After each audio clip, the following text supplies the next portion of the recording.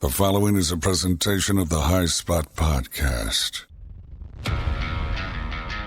Making their way to the ring, talking about the world of professional wrestling, the team of Jeff Martin and the trendsetter Brian Berga, the Jersey Wrecking Crew.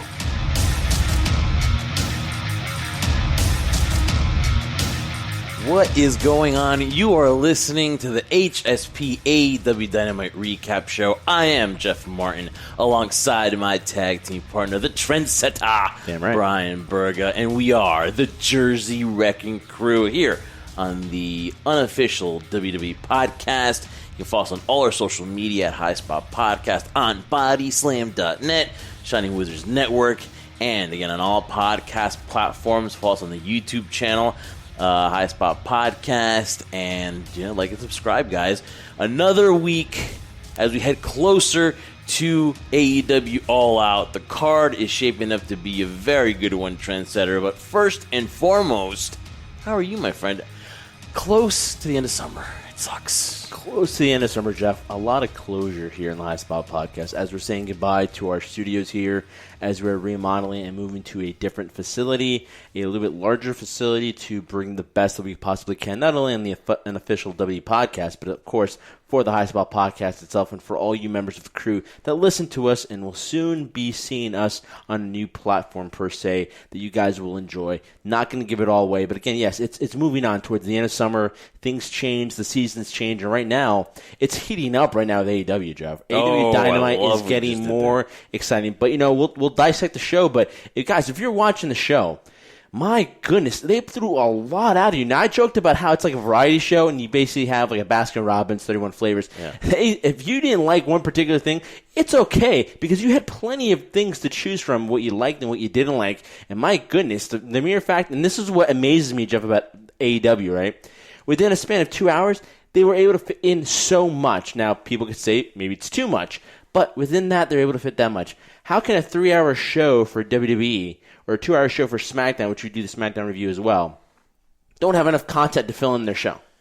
Yeah, and here they're just giving you a lot of action, trendsetter, and what a way to start out AEW then with Le Champion on the mic, on the commentary mic, that is. And I mean, Jeff, you're going to get gold. Yes, let's not forget though. Jeff, you're right. It's gold. I'm sorry to interrupt you, not really. But the mere fact that there was a crowd, Jeff, there was audience, there was reaction. He was walking out to I won't say a standing ovation from the entire full arena, but there were people standing and cheering because finally they were able to react and enjoy what they love, which is pro wrestling. So a huge night, not only for content we're building up towards All Out, but again, it was nice to see the audience in the crowd. Yeah, they've had fans there the last couple of weeks. They've had them separated a lot, of course, keeping the social distancing. They've had a few fans there. I'm not sure if it's like 25, 50, but it's like an AEW exclusive where they've been doing that with the fans and they're allowed to watch. Of course, they have them separate, but far enough away from the wrestlers, whatever, but those are options that AEW does, and that's the right way. I mean, you can do like WWE has with the virtual fans now, but AEW still keeping it real with the wrestlers in the middle. It just works, man. It works. You don't have to put the what do they use for the hockey? The see-through thing on the boards. What is it? Plexiglass? The plexiglass, yeah. You don't need to have that or whatever because they're using it in a safe way and stuff. So kudos to AEW for always doing it right. And let's head to the action, trendsetter, because we are on the road to AEW All Out, and we got a tag team gauntlet match. And man, trendsetter, this was going to be foreshadowing a lot of stuff going on in this show. And you get the Young Bucks in action, and coming into this match, you really thought they were going to be the favorites to be the number one contenders for the AEW tag team titles, but they got to take on the Nightmare Family and QT Marshall and Dustin Rhodes after coming off a beatdown from last week at the hands of the Dark Order. They had to get back there, turn around, and be involved in this matchup, and the Young Bucks took advantage, and I think that they just outclassed QT Marshall and the natural Dustin Rhodes. Yeah, I mean, they don't have the experience that the Young Bucks have right now, so valiant effort, of course, but again, they were no match for the Young Bucks, and the Young Bucks advanced in the gauntlet. Yeah, and then after that, the Best Friends would come out. You mean the two losers? Yeah. Yeah. Yeah, so the Best Friends would come out, and they would take on... losers. That's what they're called.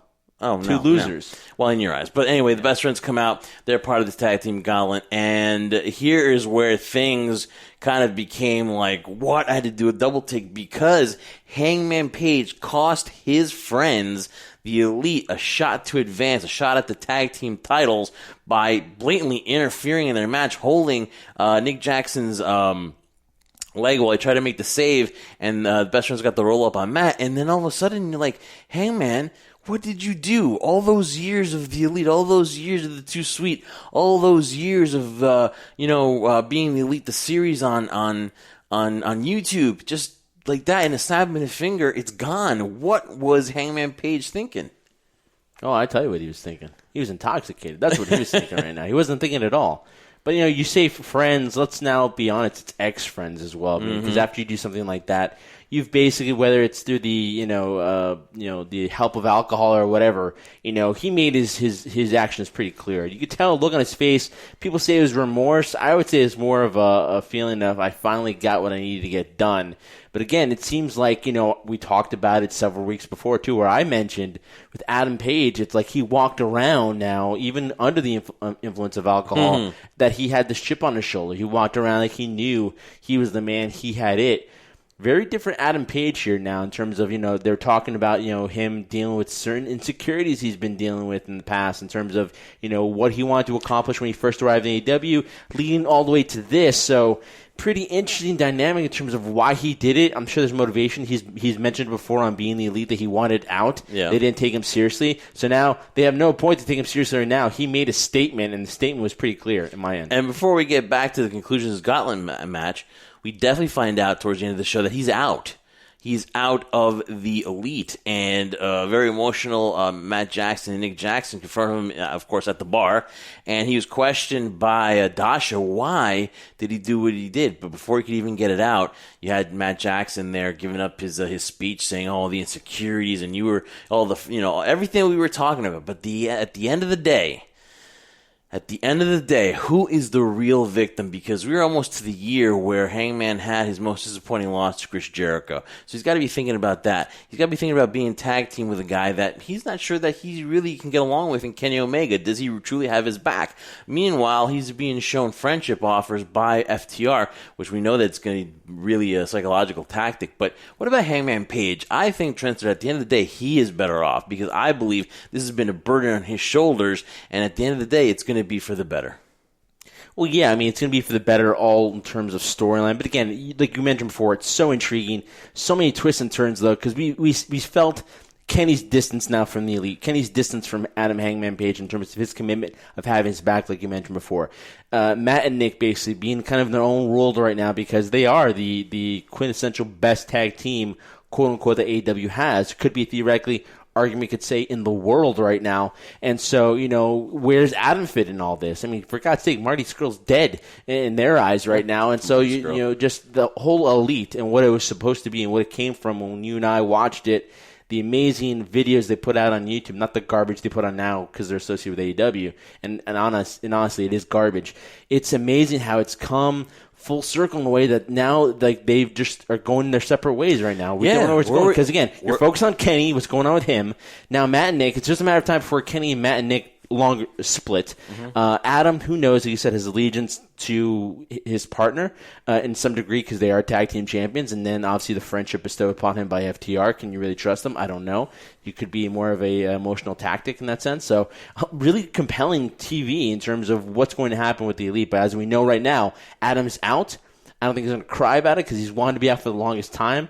Maybe it's not the way he wanted to, but it's done. And I think you're right. It will be best for Adam right now going forward because he needs to be his own man. He needs to find himself. I think he knows who he is, but we got to showcase that to the audience. And then for Nick Jackson to be all upset after the man called him a jobber about 6 months ago. Yeah. And we all remember that. We all remember that audio where they're sitting there with JR, Kenny Omega, Hangman, and then all of a sudden, boom, you get, you're a jobber. You have to throw that jab in there. And let's be honest, I really do think that, that kind of triggered Hangman this whole time, not only losing to Chris Jericho, but also having that idea that even my friends, thought that I was just a jobber at Ring of Honor. So definitely, let's be honest. At the end of the day, though, the Young Bucks play the victim, but at the end of the day, they had a big part in Hangman Page wanting to leave the Elite, because at the end of the day, let's be honest, it's Kenny Omega and the Young Bucks, and then there's the other guys. You know what I mean? Like, it was, and where were they? Where were they for Cody last week for the Nightmare Family? I know they've distanced each other for Cody and the Bucks and Kenny, but still, though, man, where were they for Cody Rhodes last week? Well, apparently they're stuck in catering or something. I have no idea. But again, it's been clear right now that Cody has himself separated himself from the Elite. But again, going back just real quick, you're talking about Adam and how he's disassociating himself now with the Elite and the Young Bucks and all this. Well, let's be honest, Jeff. Adam. The Young Bucks, if it wasn't for them, let's be honest here, as talented as Adam Hangman Page is, if it wasn't for the Young Bucks kind of taking him under his wing, not that they need to teach him anything, but to allow him to be part of being the Elite and I would have to agree, help making him a star and making him recognizable. Because I remember first watching episodes of the Elite, I knew who the Young Bucks were, I knew who Kenny was, I knew who Cody was, I knew who Marty was to a degree with that English accent, although I think he's faking it, it's not really British. And Adam was kind of like the fourth wheel, and then you kind of figured out who he was from that show. So as much as you want to gripe on the Young Bucks, though, the Young Bucks have a huge part of the success of Adam Hangman Page. I'm not taking anything away from what the Young Bucks did. You're kind of worried, like, good riddance. Well, they should be thanking him, because he that's the reason why he's in AEW right now. Well, I mean, good riddance as far as listen, they held him to a point, but I never really think that they brought him in to the fold. I never really thought that while he was there, I really don't think that they thought that he belonged. And then you have the underlying tone where your own friend just basically calls you a jobber at the end of the day. And I mean, tell me how you really feel. Sometimes the truth hurts, Jeff, because it was true. He was a jobber Ring of Honor. He was a jobber everywhere he went. So how difficult is that? Real friends tell it like it is. All right, trendsetter. That's why you and I are not friends. We lie to each other all the time. So at the end of the whole gauntlet, it was FTR that got the best out of the best friends. So they're moving on. They become the new number one tag team contenders for the championship, and they're going to move on to All Out and take on Hangman and Kenny Omega. That should be, without a doubt, a match that will steal the show at All Out. Oh, well, you're stuttering there. Of course it's going to steal the match. Well, yeah, I got no words, trendsetter. Well, I mean, the reason why I love it so much is it again brings back the focal point of why I love wrestling so much. It started with tag team wrestling. To see Kenny and Adam and now FTR, it's going to be an amazing match. But now it begs the question here, too. We were thinking, was Adam going to turn on Kenny? Now Kenny, does he have Adam's back? And Kenny's been kind of off-kilter for a bit. So can they, in their dysfunction, function as a team against a really good tag team, probably right up there with the Bucks in FTR with Tully Blanchard, who the only thing I know he does really well is get dressed really quickly. That's all I know. Yeah, man. It's going to be interesting at All Out. I bet you that starts the show. Really? You think so? I mean, because I think it will set the tone, but we'll dive into that further into All Out. But I think that match right there is a show stealer. It could start off and kick off All Out. Next week when they come back on Wednesday, thank goodness, we will probably have we'll probably give you an All Out preview and predictions as well. So, predictions. I said predictions. No, I'm just saying it that way. So let's talk about a guy that last week we kind of were wondering what his future was in AEW, or what exactly was his status, or where they deemed him. And to this week, amazingly, we saw him, and that was Lance Archer. He was in action with an absolute destruction of Sean Maluta. We've seen Sean Maluta on the Independents. Of course, he's part of Samoan royalty. We've seen him on NXT, and now he's made his AEW appearance here on the show. So, a thorough annihilation of Sean Maluta. Then all of a sudden, Lance Archer's going to talk. You get Team Taz coming out, and it seems like everything is now centered on the Casino Battle Royale, because all of these guys seem to have entered it, and Team Taz is making the case for Ricky Starks and for Brian Cage. Of course, Jake the Snake is saying that his man's going to win. And think about this stat, Trendsetter, that they really pushed on us. He is now 13-1, being Lance Archer, 13-1 in AEW. The only loss to Cody for that TNT Championship. So they've really put that record out there, and now he's going to the Casino Battle Royale. And for a guy that I thought maybe was going to be put in the back burner, do you think he's a legit contender to win the Casino Battle Royale at All Out?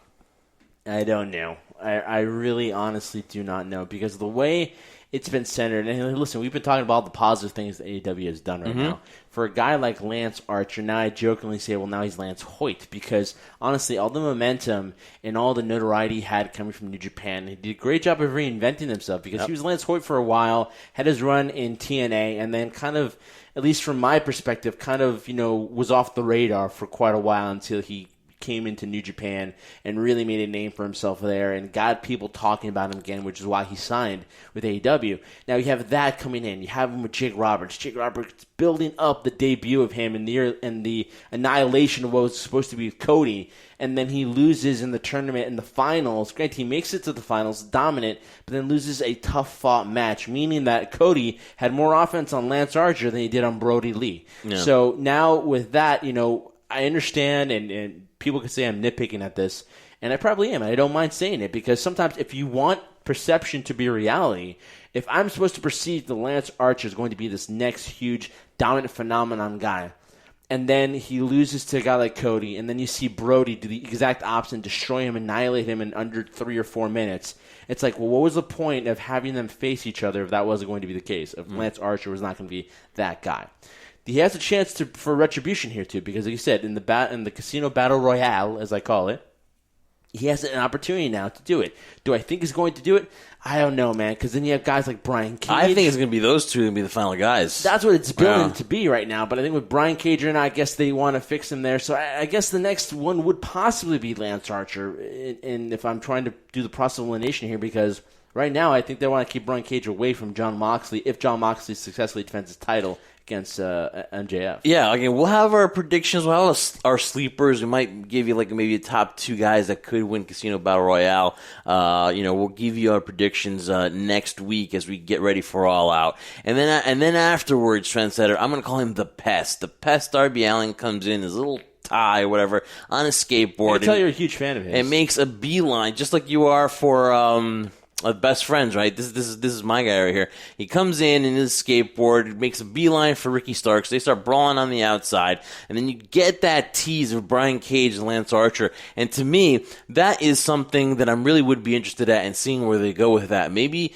down the road you get a match like that. Maybe the FTR Championship is on the line. It's the unrecognized title in AEW, but maybe you get that going on. But I think right now I'm excited at where things are going. You know what I mean? I'm excited to see where they're going, the direction of where Brian Cage is.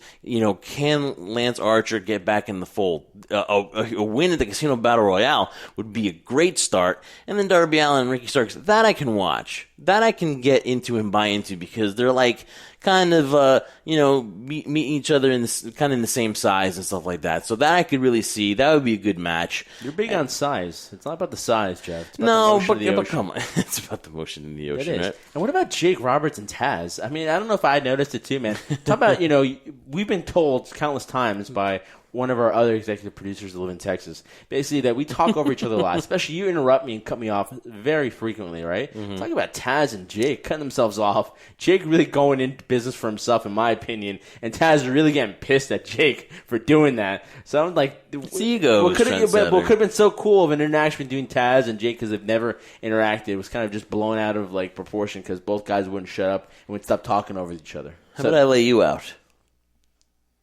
Well, very well, sir. Oh, man. This isn't weekend of Bernie's. No. Okay? MJF heads to the ring. We're about to get the contract signing. And then we get Thunder Rosa preview against Sheeta at All Out. We'll give you our predictions next week. Looking forward to that matchup at All Out. So we're going to give you our thoughts. Just real quick, before we dive in, I wanted to ask you this. Well, I'm sure we're not going to get out of here in time. No, we're not going to. So let's go. Go ahead. Well, you always like to sidetrack things, too. It's my show, too, Jeff. Okay, yeah. Stop being the nitty-gritty spotlight. You're not in the power chair. All right. Are you looking forward to this match? Does this intrigue you? Yeah, it is. That's why I'm going to save my. I'm going to tease so you guys can listen to something next week, and I'll tell you why. I'm asking for a prediction. Yeah, I'm excited. excited. Asking if you're excited for it. I'm excited for it. Why are you excited for it? Find out next week. Okay. All right. We get congratulations goes out to Jon Moxley. For Trendsetter's going to elaborate on the promo here. But congratulations, Jon Moxley, for the PWA 500, the number one wrestler for the year. So I mean, kudos go out to him. He's worked his butt off. He definitely made an impact since he's debuted in AEW at Double or Nothing in Vegas. We were there. That was awesome, man. The energy was crazy. How about Jon Moxley, man? Number 1 overall. Congrats to him, man. Honestly, if you were to ask me this when he was in WWE, would he have the ability of doing it? Or even prior to WWE, when all the crazy matches he would do, like death matches and all this ridiculous stuff nowadays, which people would be like are completely pointless and useless. I would say you're a lying man to think that would happen. But he's worked really hard and he's made himself really accessible, not just in what he's done in AEW, but again, like the work ethic he's put in ever since he left WWE and wanted to, most people would rest after that. Most people would take about a good 3 months off. He didn't. He wanted to get right back into the swing of things, went to Japan, then signed with AEW, still had commitments to Japan, is still the IWGP US champion over there too. So it's like, he was definitely burning the candle on both ends. And so I've always admired John's work ethic and this point, too, I've always admired, too, his promo skills, which we'll talk about a little bit later during the contract signing. But well done for him. He's definitely worked himself off. It worked off the ability of proving that to be the case of being the number 1 guy because, he might not be the most talented guy in the ring, the most technically sound, but God, the guy's got heart and he gives it all in the ring. Definitely very entertaining, Trent Center. And I don't want to take what was a great point that you made to me before we get on here. So the floor is yours, Trendsetter. This contract signing between MJF and Jon Moxley, you had the best wrestler in the world today, according to PWI, and you had probably without a doubt, the most up-and-coming wrestler, probably the face of AEW for the next, 25 years is what they're talking about, right? Yeah. And you had magic in that promo. The floor is yours, Trent Center, because you've made great points about this, and I want you to analyze this because to me, your points were just 100% true. No, thanks. I'm glad we're recording. This is the first compliment Jeff's ever given me ever, and probably the last one. But yeah, talking about this, it's amazing. This whole all-out event is built off this main event. I mean, this is the reason, not one of the reasons, but the main reason why you want to see this event because you want to see this match. It's all built around MJF. One of the youngest rising stars, and potentially, like Jeff mentioned, could be the future star of AEW for the next, hopefully, 25 years. And then Jon Moxley is the current champion, the hottest thing right now, number 1 wrestler according to PWI. I was going to say IW. Pro Wrestling Illustrated. What was so amazing about this was, and it goes back, Jeff, to my passion and love, like you have, and a lot of people who are listening to this have for pro wrestling. The ability of 2 individuals being so confident in their craft, especially a guy like MJF, which I'm sure people are really shocked about, but he's not, controls the ability to lure you in, to garner heat, and everything that MJF did from the beginning when he walked into the ring and sat down and then basically belittled and berated Jon Moxley within there. Jon was just sitting there, laying back. They're throwing some jabs back and forth at each other.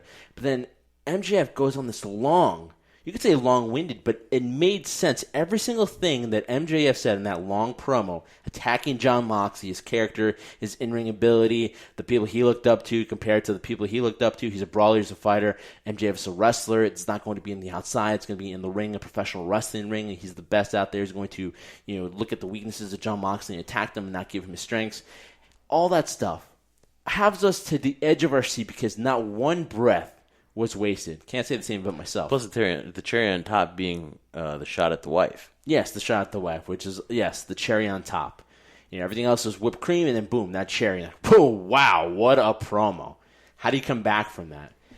And the other impressive thing is that he's not even in his prime, and he's this good on the microphone. What happens a couple years from now will be scary, in a good way.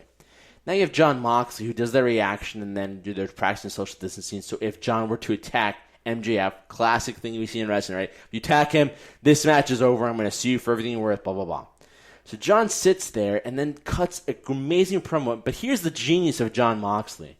As great as MJF is, and he's really good, he's great, Jon Moxley is on another level compared to MJF. And that's not easy to say, and I'm sure MJF would disagree if he was listening to this, which I'm sure he's not. But, he is really good. Not even his prime, but Jon Moxley is on another level because it only took him about 2 or 3 sentences to get his point across and to completely overshadow and overdo everything that MJF just said. And the 2 key phrases I heard is like, when I sign this, nothing you say matters. And I was like, wow, that was just amazing because, the confidence that John has and the look, the determination on his face when he says, I'm going to hurt you. Put MJF and everything he said to me out the water because John just topped it. And to me, it's just great nowadays, Jeff, because we don't see it that often when you see two individuals that can cut two great promos. Unfortunately, sometimes there's always one person that sells the audience and the other person's lacking because they just don't have that ability or confidence to do it. So you have somebody like a John Cena with everybody he's worked with always sell the building and give the ability to have the other person believable that could beat him. In this scenario, John Moxley and MJF are just so good. They don't need to have physical altercation. And what we all know usually happens during a contract signing is there's physical altercation that happens. They made a point not to touch. Exactly. Made a point not to touch, and they didn't need to. Because in my opinion, Jeff, and you might disagree with me, by them touching would have ruined that moment. Because that moment was so good. It was like a classic Paul Heyman promo where he could sell a broom to you when Brock Lesnar's not even in the building. They sold me this pay-per-view, this event, whatever it's sold on, Bleacher Report Live and stuff like that. If anything were to put that cherry on top, not just of the promo, but in terms of what All Out's going to be, it is this main event. This is, after watching those two perform on the microphone the way they did, this is the main event to watch, and I'm looking forward to it. They sold me. You want to go 50-50 on this All Out? I might... I might fork some overtime on that one. But, no, it's worth it. No, it's worth it. You know why? Because everything is interesting, not just for the main event, but as we will talk next week, like you mentioned before, a lot of these cards are interesting in their own perspective. So, yeah, it is worth it. If you just want to see for this main event and they sold it to you, it's worth paying that amount of money for it. But, again, amazing job, and it made me feel happy, Jeff, for the mere fact that, wow, I'm like, yes, that's how you do a promo. Congratulations to both men showing what a true professional wrestler / entertainer / whatever you want to call it is supposed to be about. They sell you into the building on emotion, and that's what it was. And that's why Moxley is the man right now. That's why he is the PWI insider, PWI Pro Wrestling Illustrated 500, the number one overall guy. When you know what? When we were at All In for the first time, and we heard the comment about it was Kenny, right? Kenny won the PWI 500. Remember? Yes, he was. We had Bruce Mitchell with us. Remember? Wait, wasn't it Seth Rollins too? Or no, that was last year. That was last year. The first time we went to All In. Seth Rollins. Man, it seems like such a long time ago for All In, right? It does, especially during this pandemic. Everything seems like a long time ago. But What you're a right. time. During that time, during All In, he was the PWI number one wrestler. And we debated whether it was Cody or him. Because they had such tremendous years. But this year, clear cut, John Moxley, has had a tremendous, tremendous run. And he's the face of AEW, man. He is the man. He said no to the millions of dollars from WWE. He wanted to be happy. He came to AEW. He's allowed to do other projects. And he has killed it.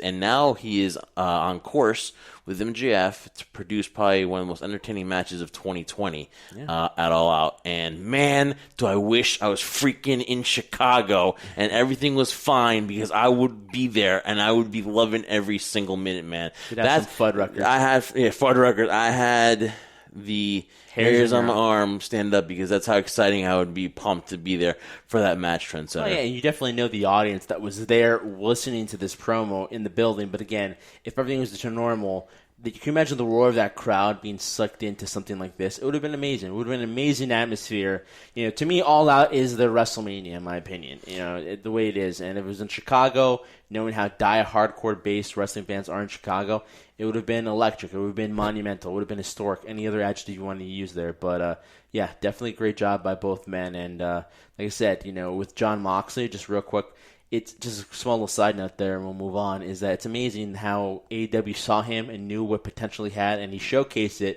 by not only being the ranked number one on PWI, but also carrying this company on his shoulders. Jericho stabilized the foundation, and now John Moxley's running away with it. And if you're WWE, I was like, guys, you saw this, and you did nothing with it. Yeah, but he didn't want to stay. He didn't want to stay, but I saw the only glimpse that they had is when they broke the Shield up, and then Dean Ambrose, a.k.a. John Moxley, went on his own. The crowd was behind him, and they didn't want to do anything with him as that character as Dean Ambrose. Now, as John Moxley, he is on cloud heaven. He is in another world. He's in another zone right now. So, kudos to AEW for that signing. Eddie Kingston paying dividends for Butcher and the Blade and Lucha Bros. They get a victory. Yep, they get a victory over Joe Janela, Sonny Kiss, Griff Garrison, and Brian Pillman Jr., who we've gotten to know, and man, his future is so bright. But this time is the emphasis on this new faction of Eddie Kingston. They will also be involved in the Casino Battle Royale, and they promise that that the winner will be out of that tandem. So Casino Battle Royale time. We'll definitely talk about that next week, and we'll give you our predictions. But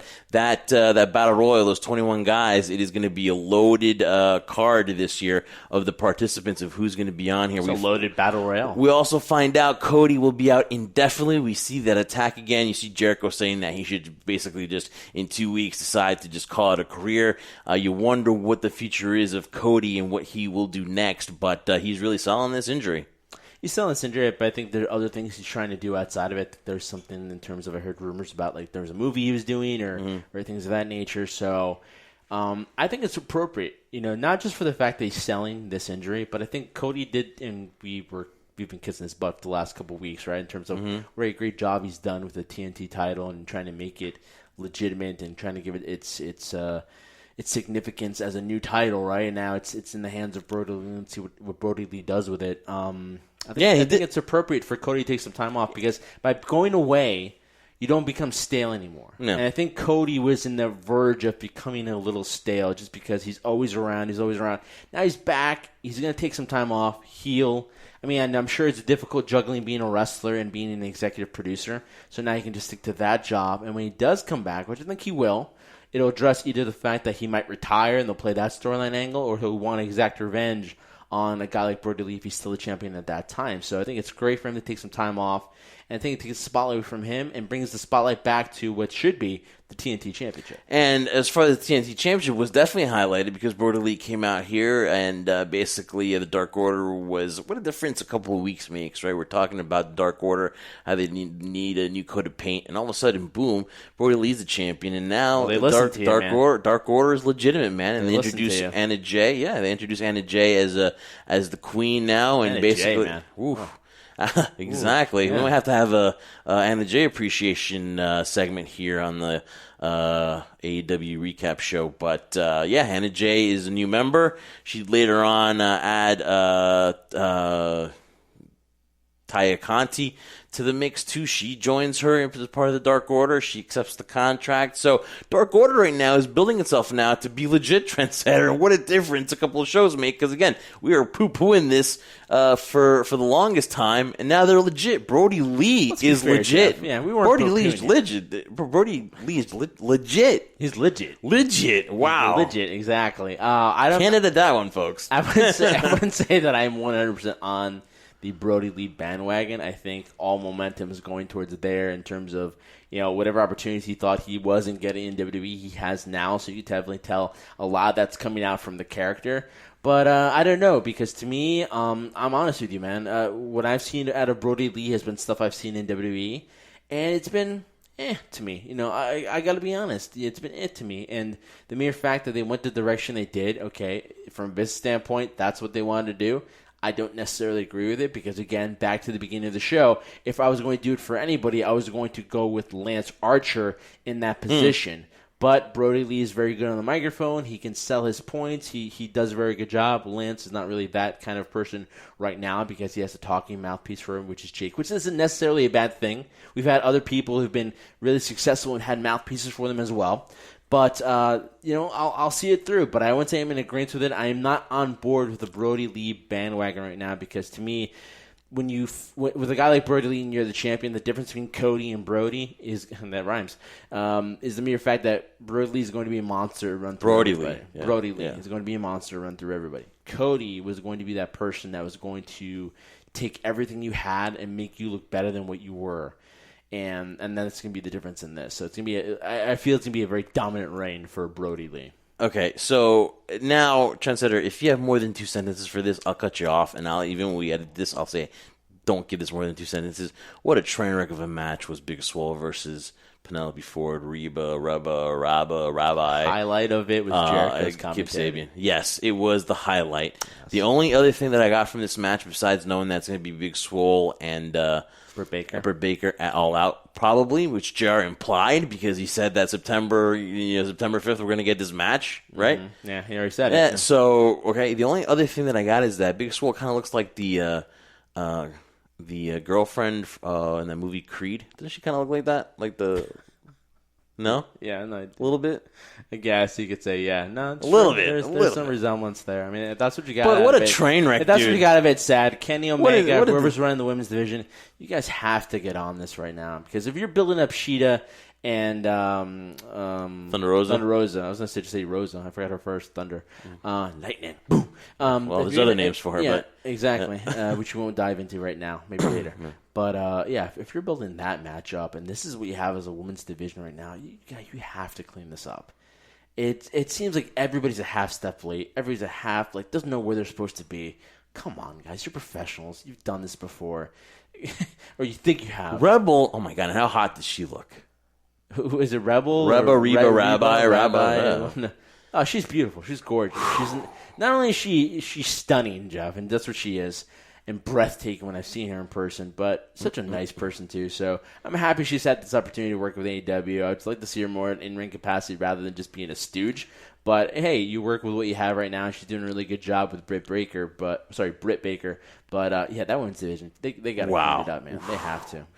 Oh, man. And then, of course, AEW returns Wednesday, so we'll be back to the normal grind here. We have our normal time will come in here. The final days of Studio 51, which is so sad. So we only have so much time to record here in the studio. But Trendsetter, next week, dude, we got Santana Ortiz versus Best Friends. We got Le Champion in a pre-match against Joey Janela. It's a tune-up, and Joey Janela seems to be everybody's tune-up. Man. Enjoy the paychecks, Joey. The Young Bucks will team up with Jurassic Express to take on SCU and Private Party. And I had to write this down because it was so complicated. So the winners will take on each other, meaning that if the Young Bucks and Jurassic Express win, they'll go All Out and they will take on each other. If SCU wins and Private Party as well, then it'll be SCU versus Private Party at All Out. And I think we know where we're going to go with this. Exactly. Private Party and SCU. Oh, yeah. Yeah, so that's going to be interesting next week as well. So a loaded show next week as they are going. It's the go-home show and heading into All Out. Going home. Wow. We thought this show had a lot in it. Next week, they're putting so much in there for you to watch. And then All Out, of course, it's going to be MJF versus John Moxley. You got Kenny Omega and Hangman Page versus FTR for the AEW Tag Team title. Sheeta and Thunder Rosa for the AEW Women's Championship. And the Mimosa Mayhem match, Chris Jericho, Le Champion against Orange Cassidy. Every time we talk about this match, it gets me thirsty. Mimosa. Have you ever had a mimosa? I have. It's not that bad. I'm not a champagne guy. Yeah. It's very strong and whatever. So I had it once. It just tasted like orange juice to me. Maybe there wasn't enough champagne. Are we gonna have champagne when we open up the new studio? Maybe. Who knows? Maybe I don't know if a little bit of the bubbly. I don't know if the lease will allow me to do that and mess up the floors. But we'll see. Guys, I've literally been stressed beyond belief. No sleep. Even in my comfortable bed, which Jeff can attest to. He says it's comfortable. I got a new freaking mattress. That just sounds wrong, Trendsetter. Yeah. Cut that one out. I bought my new mattress, and it is unbelievable. I told him, I told Trendsetter it's going to be death of me because you're sleeping now. I sleep through. I don't toss and turn, and it's all right, man. It's nice to sleep, whatever. But I could be waking up late a lot. In the next couple of weeks. But again, it's stressful. We're moving different locations now and getting the other place ready so we can get on board and not miss a beat too. So you can see our pretty faces. And eventually, like I said, not what Jeff just said too, but again, building up to all stuff that's going on, All Out and things of that nature. Just, wrestling business never stops now, and neither do we, so we have to keep going. So stressed, some sleepless nights, but again, we're here providing this for you guys because, it's a labor of love, and sometimes it really just feel like labor. All right, Trentser, I got to catch the bus soon, so let's go through this. Tables match, the main event, Sammy Guevara defeats Matt Hardy in a 10-minute match, Trentser, that's had a lot going on, but I will tell you what happened. The killer of this, Trendsetter, is they did all that, and they were stuck in picture-in-picture box for like kind of the whole match, and it destroyed their whole efforts. You got to get that commercial in before the main event, because especially if they're going to do this kind of matchup where Sammy Guevara just like basically threw himself against every table known to man out on the outside of the ring, and then took a beating, and then he's doing it so that you can be in picture-in-picture. That's not right, man. That's not cool. They needed to have taken that commercial. Hey, maybe don't even have the Big Swole versus Penelope Ford match and Reba. You know what I mean? Like really use that commercial and put it there, because you took a lot away from this matchup, and a lot of people are going to see it in a small little box. It's not fair to Matt Hardy. It's not fair to Sammy Guevara, because for 10 minutes, this is a heck of a fight. It was a heck of a fight. It was brutal. It was brutal in the sense of the physicality of the fight, but also it's kind of brutal sometimes to watch too, because take nothing away from Matt Hardy, but I think his best days, in my opinion, are kind of behind him. I think he does have a lot of to offer, maybe as an agent or things of that nature. But whatever they were trying to build with Sammy and things of that I was hoping for, what it only showcased to me is that Sammy can take an ass whipping. He can, and that's what he did, and he can deliver one to an extent. But I don't feel it delivered the fact of showing a different side. Oh, did it? You don't think it made him? It made him. I don't really think it made him. It didn't hurt him, but it didn't make him the way I thought it was going to. At the end of the match, Sammy, is bleeding from the side. He wipes his own blood from the side of his head and puts it on his tongue. That doesn't add an element of, oh wow, he's a crazy son of a you know what. But yeah, the mere fact that it was double and double for good portions. Like, if these guys are literally putting all their whole bodies on the line and doing these crazy spots, which at the end of the day mean absolutely nothing, because you couldn't see most of it because it's a picture-in-picture. I didn't get that. And it just, like I said, it defeated the purpose. And I think at that point, not that if it was a full picture that it would get the message across, but I think unfortunately in this case the main event missed the mark on my end. You can't have a main event and have most of it on picture-in-picture. No. You can't advertise a main event and have it in picture-in-picture. And I wanted to say this for next week, but I'll ask it now because it's relevant. Do you think it's a matter of if of when, not if, for Sammy Guevara, or do you think he still has a ways to go before he becomes like a TNT champion or before he gets into the world title picture? Because to me, he's Chris Jericho's protege. He's the guy. He's the diamond in the group, right? So do you think it's something that it's going to lead to something sooner for Sammy, or do you think it's going to be maybe towards the beginning of 2021? If it was me, it'd be the beginning of 2021. Right now, it doesn't make any sense, and I would still feel, hey, and we've interviewed Sammy. I think he's a great guy and has amazing talent right now. Dude. And has an it factor about him. But right now, the way the landscape is in AEW, I don't think right now is the right time for him. And I would honestly say at the same. I think you're doing great stuff.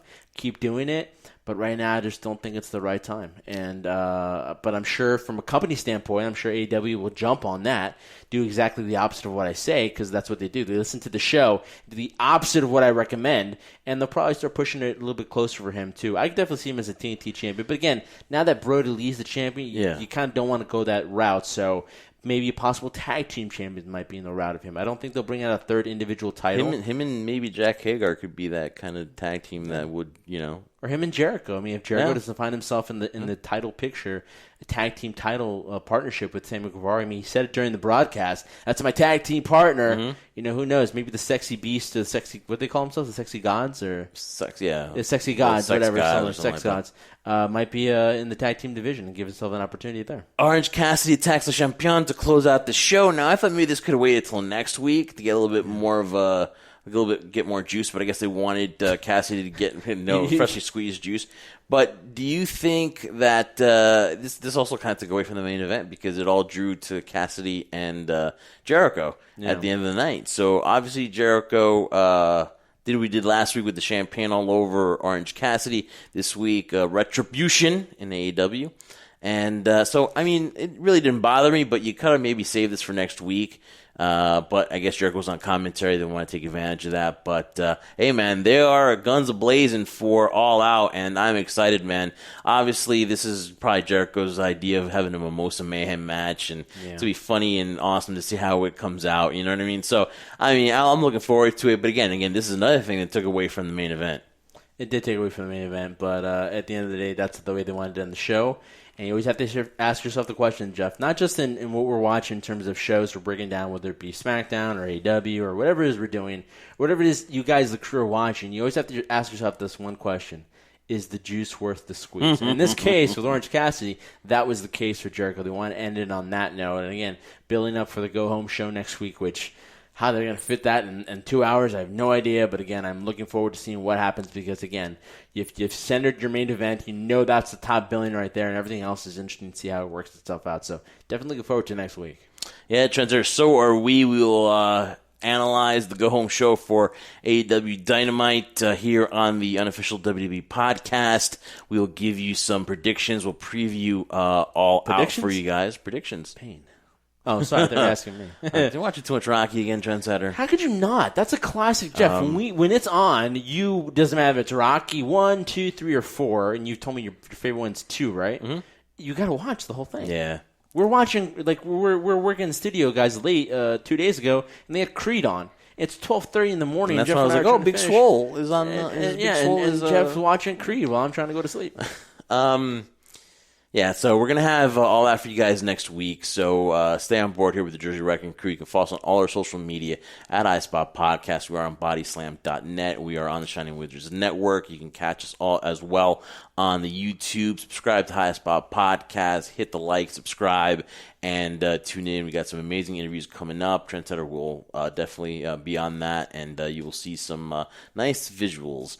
Hopefully in the near future, Trendsetter. And who knows? If you guys are, if we feel like it, maybe an AEW I don't know, whatever. But still, though, Trendsetter, it's great. Don't promise that. Don't write checks your body can't cash. Yeah. So, Trendsetter, man, another great week. Yep. Another final week here in Studio 51. But another day, another podcast, as I say. Exactly. Just pouring them out here. Guys, don't forget to check out Let's Get Technical.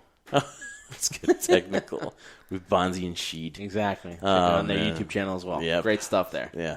All right, guys. I'm calling it a night. Call it a night, guys. Tired. Hope you guys have enjoyed. Jeff's been checked out for a long time now. I want my new mattress. So my tag team partner, Jeff Martin, the Scoundrel. I am the Trendsetter, Brian Berger. We are the Jersey Wrangler. Thank you guys so much for listening to this week's episode of the HSP AEW Dynamite recap on the unofficial WWE podcast. And remember, whether you're listening to this show, the SmackDown review, or the High Spot podcast, make sure you follow us on all the social media platforms and also YouTube as well. Show us your support. We love you guys, the crew. Remember, we do this for one reason and one reason only, and that reason is very clearly it is this. Oh, so sweet. It is the crew. Wash your hands. Wash your hands. Yeah, I mean, lost on that little intro there, Trendsetter, but pretty good. Now I'm going to go to bed. Good night, y'all.